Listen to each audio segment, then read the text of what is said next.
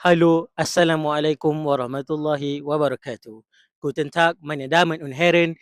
Mein Name ist Muhammad Aiman Haikal bin Jamal Amidi und ich bin derzeit in Leipzig, Deutschland. Saya merupakan alumni Diploma Teknologi Komputer Analisa Data Besar daripada tahun 2021 hingga tahun 2024. Saya dengan berkesempatan ini ingin mengucapkan selamat Hari Mara kepada semua warga Mara, terutamanya di TVET Mara Lumut.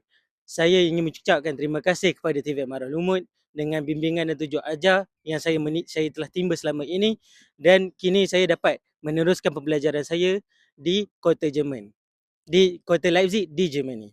Saya ingin mengucapkan selamat ulang tahun Mara yang ke-60. Semoga Mara dapat terus melahirkan generasi yang berkemahiran, berdaya saing dan berpotensi tinggi.